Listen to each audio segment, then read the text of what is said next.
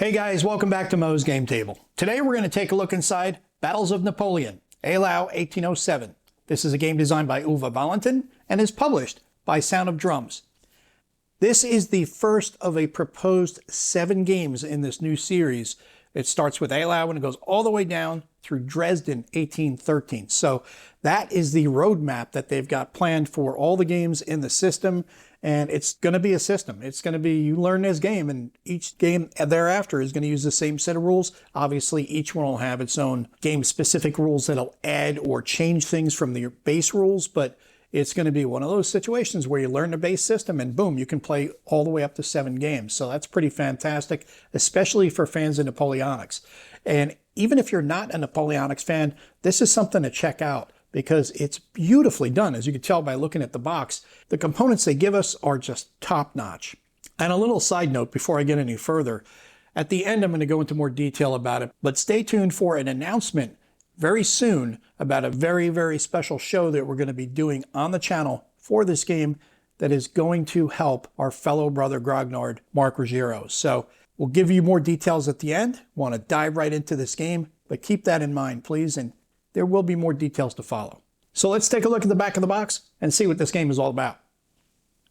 The Winter Battle of Eylau 1807 is the first volume in the epic series Battles of Napoleon. It simulates the most famous battles of Napoleon on a tactical scale, sharing the same basic rules. The game portrays the most important aspects of battles of the Napoleonic era, with easy-to-learn rules and intuitive mechanics. The system focuses on the cat-and-mouse game of coordinating and timing of the various formations of the different arms. We bring the chit-based activation mechanism to a new level. Players decide which formation is activated when a chit is drawn. A formation may be activated several times per turn, but by each new activation it performs less effective. During a game turn, the players are under constant pressure to decide which formation to activate. By efficient timing of activation, players are in the driver's seat to dictate the pace of battle. Formations are given orders at the beginning of a game turn and are therefore limited by the actions they can perform on the battlefield. The more aggressive orders formations will receive, the more likely their army will collapse due to fatigue. Special rules like the launch of a massive cavalry charge and features like snowstorms, Russian Cossacks, and the French Guard add distinctive flavor of the battle. The scale of the series is approximately 150 meters per hex. Infantry units are battalions, artillery is batteries, and cavalry is represented as regiments. One turn represents 1 hour of real time. The game includes 5 scenarios: the fight for night quarters, small scenario, Murat's massive cavalry charge, Devout's attack, Lestock saves the day, and the grand battle scenario. And you can see here an example of the counters, the map, player mats that are going to be with the game, and then we have the actual size of the counter, 15 millimeter. Game contents, we get 2 88 by 56 centimeter map sheets, 1,120 counters, 280 alternative counters, 125 colored wooden cubes, 2 army charts, 2 play aids, 2 counter trays, 4 dice, and 1 rule book. It is for ages 14 and up. Playtime is 180 minutes. Complexity is rated as a 5 out of 10, and solitaire is 7 out of 10. So let's take a look inside and see what we get.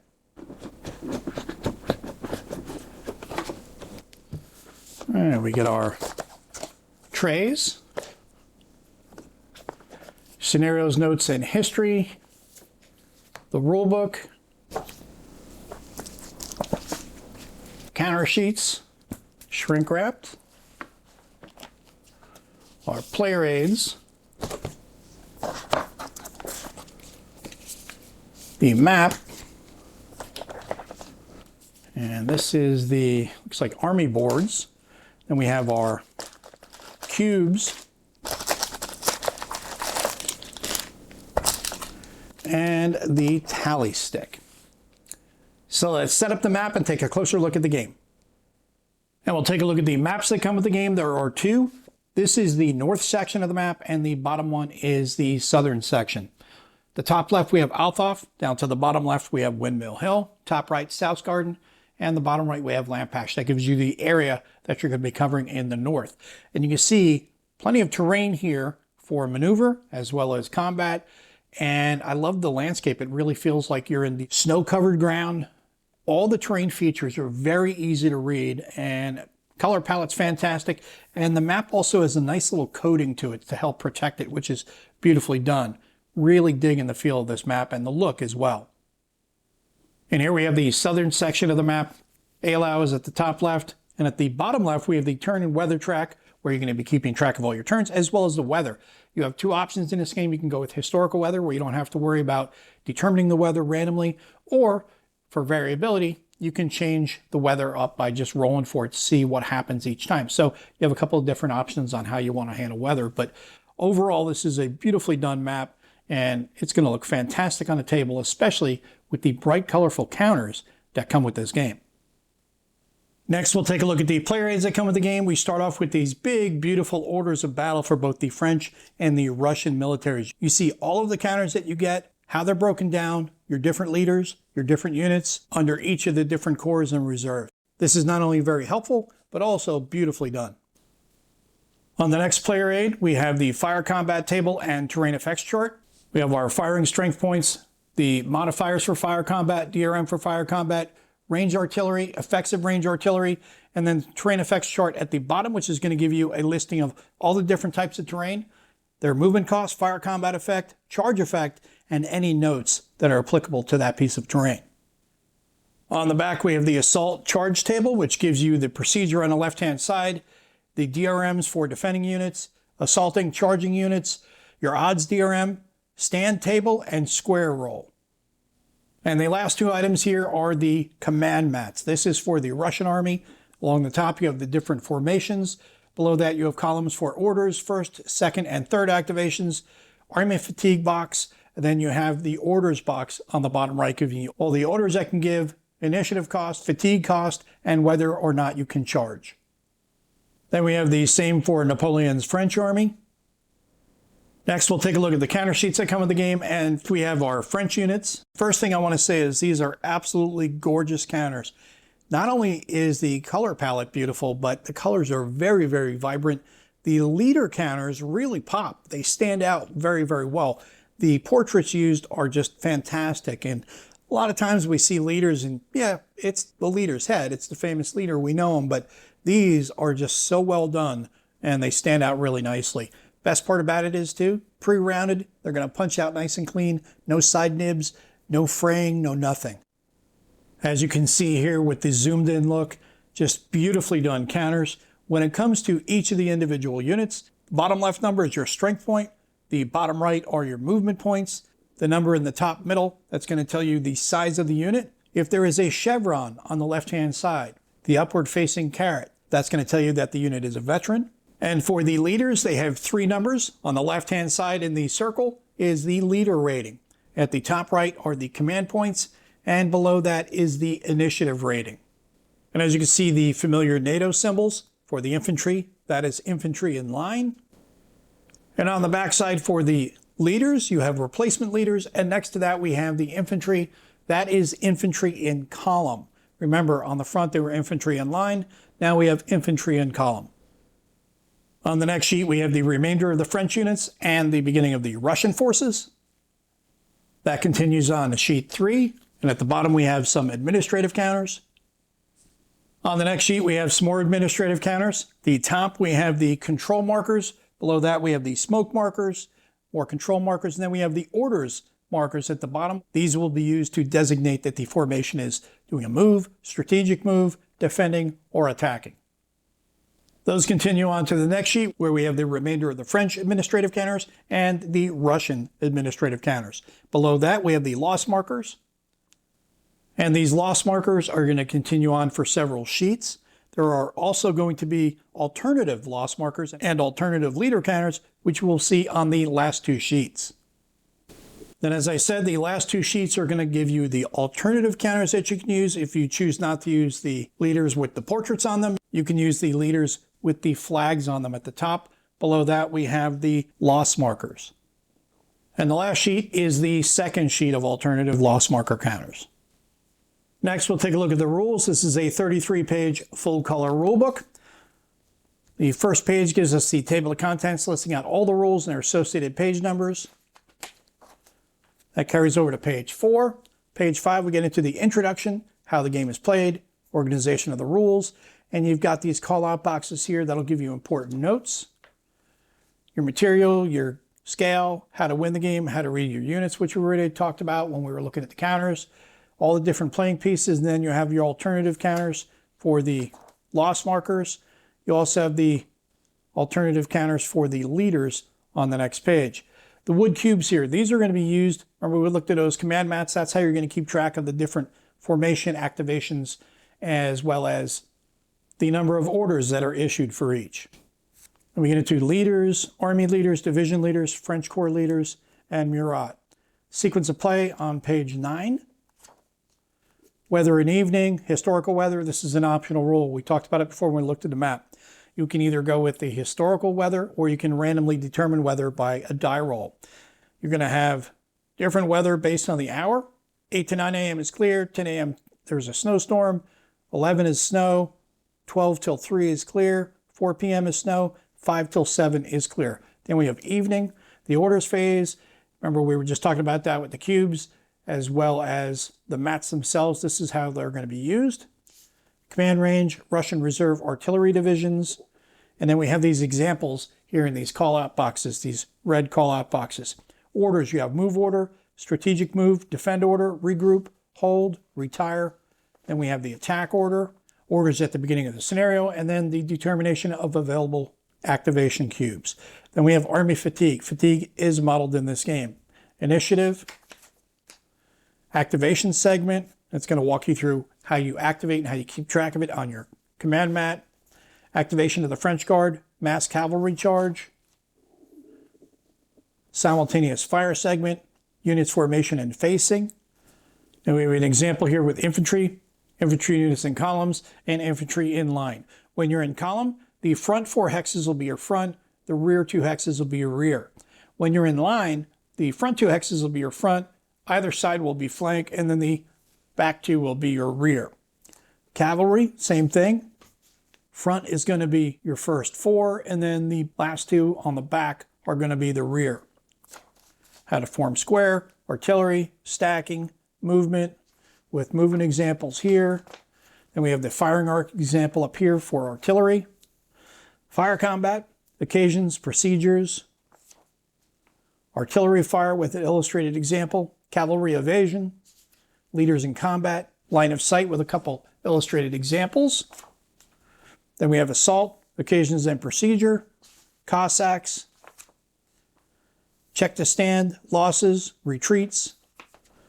Terrain effects on movement and combat, recovery, reinforcements, and then the glossary. Then we get to our credits. And in the credits is a very special dedication from Uwe to Mark.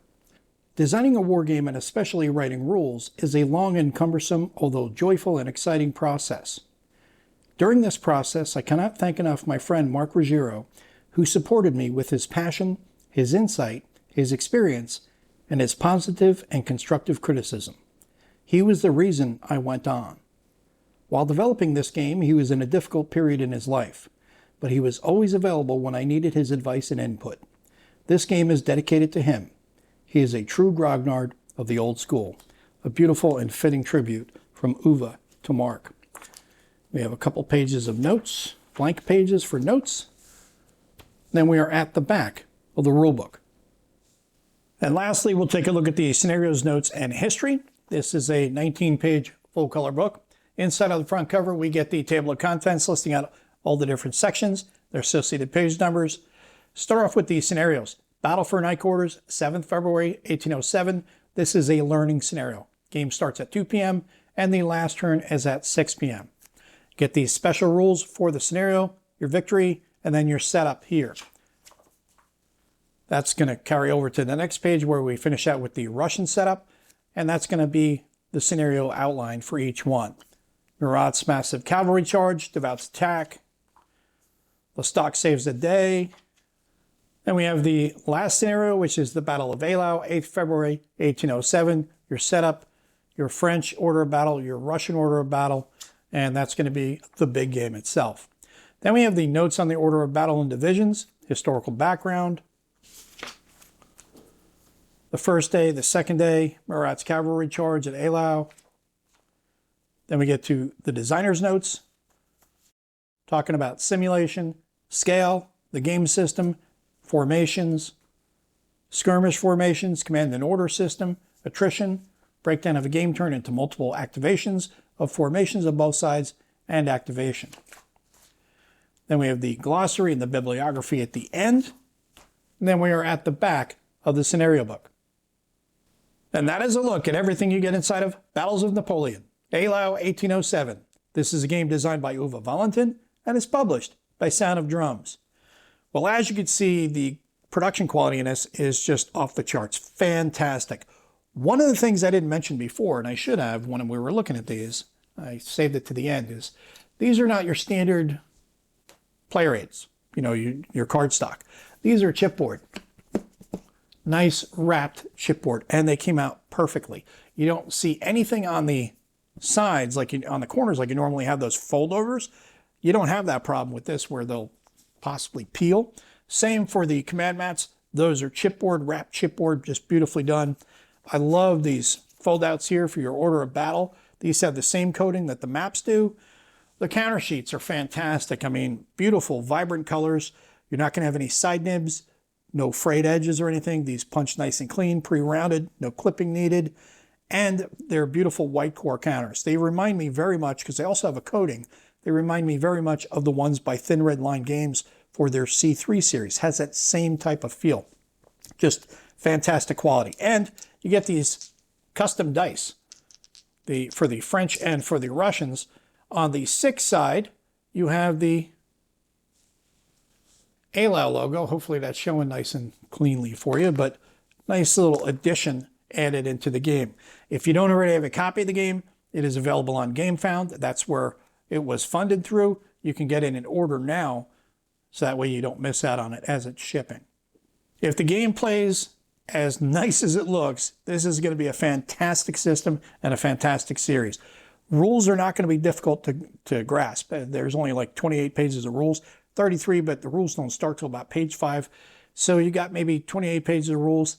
Not difficult. Most of this stuff we already know. Some of the differences are going to be in there. One of the things I think is really cool is random activations. I'm a big fan of that. And then you have your orders.